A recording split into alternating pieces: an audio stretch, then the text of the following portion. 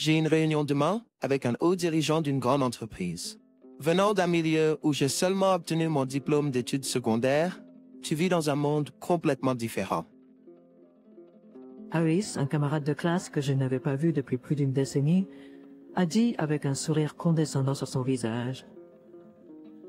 Harris me regardait de haut et se vantait de sa supériorité même maintenant. Il a été ainsi depuis le lycée. Il se moquait de moi et croyait être dans une position supérieure. Mais Enchanté. Je suis la personne en charge de cette réunion. le lendemain, lorsque les personnes se sont présentées lors de la réunion, les yeux de Harris se sont écarquillés de surprise et son visage est devenu pâle. Mon nom est Kevin.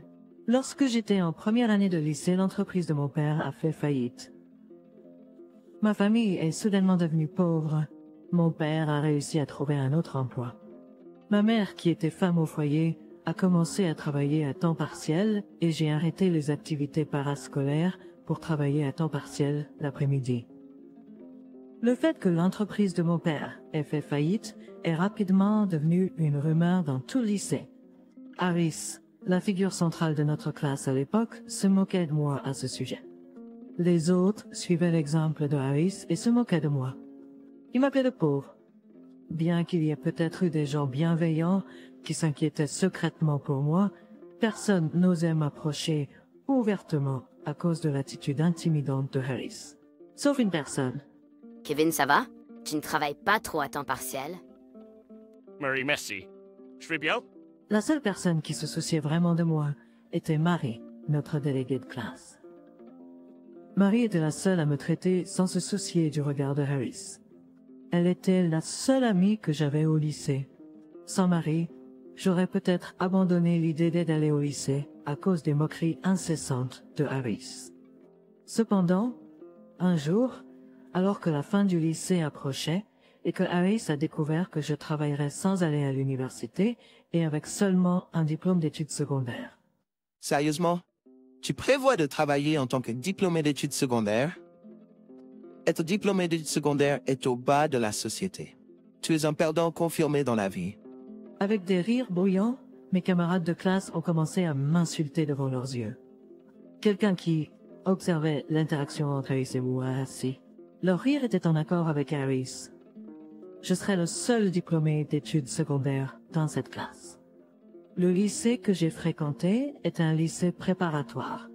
Il est donc assez rare qu'un diplômé d'études secondaires obtienne son diplôme. Compte tenu des circonstances, Harris se moquait souvent de moi en m'appelant un diplômé d'études secondaires au bas de la société. Cependant, tout ce que je pouvais faire était d'endurer en silence. Mince. Pourquoi notre famille est-elle si pauvre? Avec qui j'ai travaillé désespérément. Je n'arrivais pas à dire à mes parents que je voulais aller à l'université, peu importe à quel point cela me faisait mal. Mes parents travaillent jusqu'à l'épuisement physique pour rembourser nos dettes. Je ne peux pas les laisser souffrir davantage. Je veux vraiment aller à l'université, ni l'argent, ni le temps pour économiser et étudier. Quel est le sens de ma vie? Chaque jour, je travaille sans relâche pour rembourser la dette. Sans m'en rendre compte, je suis en train d'épuiser mon esprit. Puis un jour, par hasard, j'ai fini mon travail plus tôt et j'ai décidé de faire une pause dans une librairie. Je feuilletais des livres sans intention d'en acheter un. Soudain, mes yeux se sont posés sur une pile de livres rouges. En y réfléchissant, c'est déjà la saison des examens d'entrée. J'en ai pris un et j'ai commencé à le feuilleter. Contre toute attente, le rêve d'aller à l'université que j'avais abandonné a commencé à refaire surface. J'ai essayé de remettre précipitamment le livre rouge à sa place. Ça fait longtemps. M. Smith. Je me suis retourné quand j'ai été soudainement interpellé, et là se tenait mon mentor du lycée, M. Smith. M. Smith m'avait aidé d'innombrables fois pour mes études et je lui demandais souvent conseil pour des problèmes personnels également. Qu'est-ce qui ne va pas? Tu as l'air épuisé. M. Smith a demandé d'une voix douce et j'ai senti que tout ce que je retenais commençait à déborder. Après avoir déménagé dans un café à proximité et terminé notre conversation, Smith a fait une suggestion. Après avoir déménagé dans un café à proximité et terminé notre conversation, Smith a fait une proposition. Je ne peux pas t'aider pour les questions financières, mais je peux t'aider pour tes études. Quoi? C'est plus facile d'avoir quelqu'un pour t'enseigner plutôt que d'étudier seul. Si tu veux aller à l'université, renseigne-toi sur les bourses et les différents programmes disponibles. N'oublie pas qu'il y a aussi l'option de la certification de licence. Ne te bats pas seul, compte sur moi. Ces paroles étaient si rassurantes que je me suis retrouvée à pleurer sans m'en rendre compte. Merci, Smith. Par la suite, je suis allée chez Monsieur Smith pendant mes pauses de travail et j'ai reçu des leçons. J'ai fait des recherches et j'ai conclu que l'obtention d'une certification licence était plus réaliste pour ma situation que d'aller à l'université. Obtenir la certification de licence élargirait mes opportunités d'emploi. Avec cela, mon salaire augmenterait et je pourrais aussi économiser de l'argent. Il n'est jamais trop tard pour aller à l'université si je veux. Grâce au conseil de Monsieur Dupont, j'ai réussi à obtenir mon diplôme de baccalauréat. Hey Kevin, il y a une offre d'emploi dans une entreprise où travaille une de mes connaissances. Ils exigent un diplôme de baccalauréat. Mais comme tu as obtenu la certification, pourquoi ne pas tenter ta chance? Oui, absolument. Juste après avoir obtenu la certification, j'ai eu la chance de recevoir une recommandation d'emploi de Monsieur Dupont et j'ai pu passer à un emploi bien meilleur que mon actuel. Il semble que je puisse enfin voir un peu de lumière dans ma vie. Après le changement d'emploi, j'ai travaillé sans relâche pour rembourser Monsieur Dupont. Pour rembourser Monsieur Dupont qui m'a présenté à cette entreprise et pour économiser de l'argent pour mes futures dépenses universitaires. Je pense, un jour, alors que je travaillais dur comme d'habitude, une invitation pour une réunion d'anciens élèves du lycée est arrivée. Une réunion d'anciens élèves. Ça rappelle des souvenirs. Bien que je n'ai pas eu une expérience lycéenne animée avec tout le monde, peut-être que Mary y sera. Je veux lui mettre à jour sur ma situation actuelle et lui exprimer ma gratitude pour avoir été mon soutien. Avec cela en tête, j'ai répondu à l'invitation pour rejoindre la réunion. J'ai hâte de la voir et j'ai attendu avec impatience le jour de la réunion. Et puis le jour de la réunion, je suis arrivée au lieu et j'ai immédiatement commencé à chercher Marie. C'est Martin qui s'est approché de moi d'une manière trop amicale. Cela faisait plus d'une décennie depuis notre diplôme du lycée et je ne l'avais pas vu une seule fois. Cependant, son visage n'avait pas changé depuis ces jours et il arborait un sourire sournois et vulgaire. Ça fait longtemps qu'on ne s'est pas vu. Comment vas-tu? J'ai répondu avec des mots non engageants. Ouais, tu sembles aussi bien te porter. Qu'as-tu fait depuis le lycée? Ah, je vois. Tu travailles juste avec un diplôme de lycée, n'est-ce pas? Ta vie doit être difficile, non? Tout en prétendant compatir avec ses paroles, il gardait ce sourire désagréable sur son visage. J'ai été admis à l'université de Harvard et j'ai obtenu un emploi dans une grande entreprise. Tu le sais, n'est-ce pas? Cela s'appelle Moore Enterprises. Tu as sûrement entendu parler de cette entreprise, non? More Enterprises? Eh bien, j'en ai entendu parler. Harry se rit fièrement. J'ai une réunion demain avec un haut dirigeant d'une grande entreprise. Venant d'un milieu où je n'avais qu'un diplôme d'études secondaires, tu vis dans un monde complètement différent.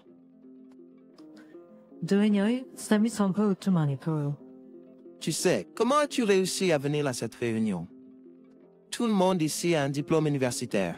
Tu es le seul diplômé du secondaire de bas niveau. La classe sociale inférieure n'appartient pas à cette réunion. Honte, c'est toi. J'ai obtenu un certificat de baccalauréat, mais j'hésitais à prendre. Cependant, avant que je puisse parler, le bras d'Harris autour de mon épaule a été enlevé de force par un tiers.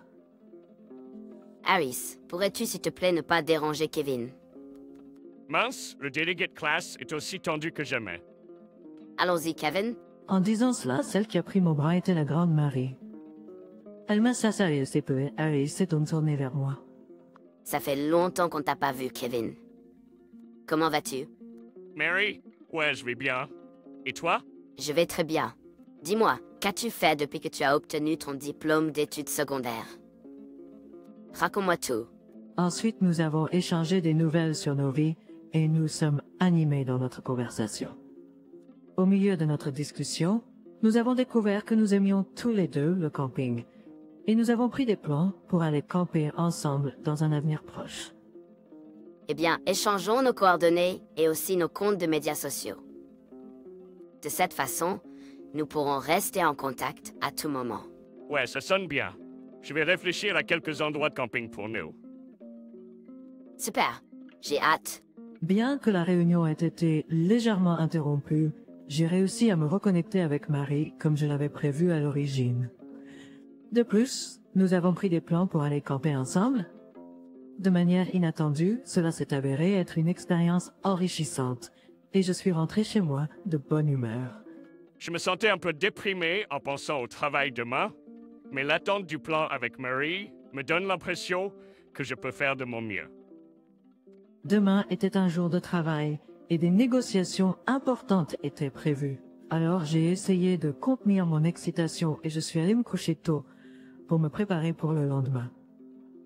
Et puis le lendemain, pour cette négociation, le représentant de l'autre entreprise était venu dans nos bureaux pour faire une présentation. J'ai entré dans la salle de réunion préparée et j'ai salué le représentant pour la première fois. Enchanté. Je suis Kevin, celui qui est en charge de ce projet. Merci d'être ici. J'ai tendu ma carte de visite en saluant, mais il n'y a eu aucune réponse de l'autre côté. Est-ce qu'il y a un problème? Mon patron qui était présent a demandé à l'autre personne avec une expression perplexe. Cette autre personne était... Pousse-toi. Dans une petite voix que je pouvais entendre seulement, il a murmuré. Il est incompréhensible que l'autre personne soit... Après tout, le partenaire de négociation d'aujourd'hui n'était autre que moi. Oui, la personne avec qui je négociais aujourd'hui était Harris. Le cadre super haut placé dont Harris se vantait hier était en fait moi.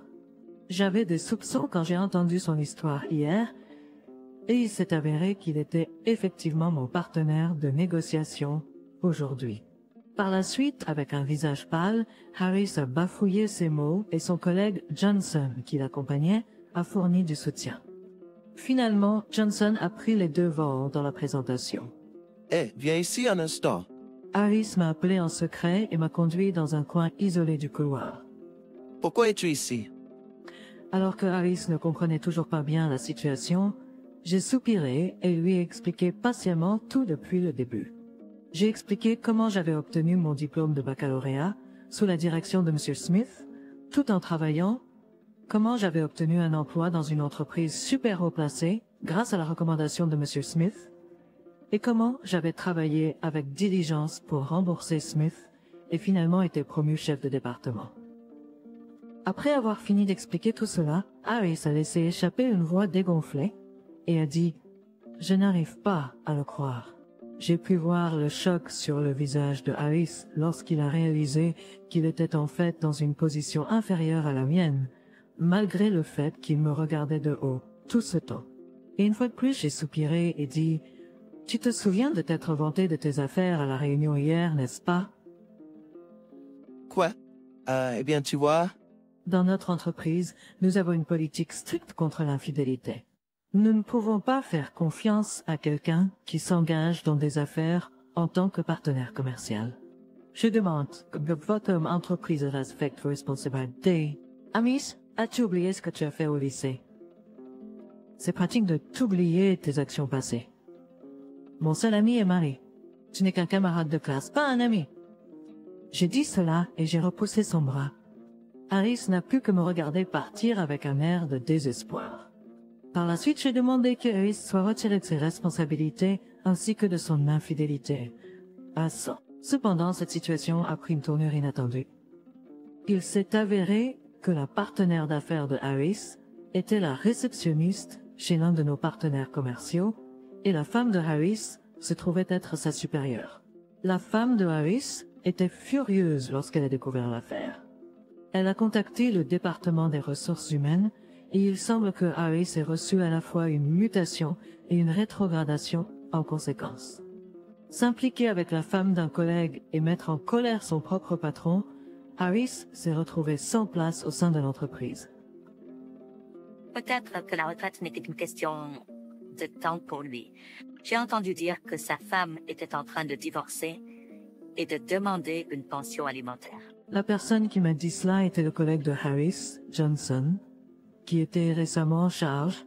Il semble que la performance de Johnson lors de la présentation ce jour-là ait été très appréciée. Harris l'utilisait comme un pion, et Johnson était soulagé lorsque Harris n'était plus là. Grâce au talentueux Johnson, la négociation a été conclue avec succès. Oh, j'attends avec impatience les futures transactions. Même si le travail me garde occupé et peut être difficile chaque jour, je le trouve très gratifiant et agréable. La semaine prochaine, je partirai en camping avec Marie, et malgré l'emploi du temps chargé, il y a un sentiment d'accomplissement. Je dois cette vie à Monsieur Dupont. Je continuerai à faire de mon mieux pour vivre une vie dont je peux être fier, tout comme mon professeur s'y attendrait.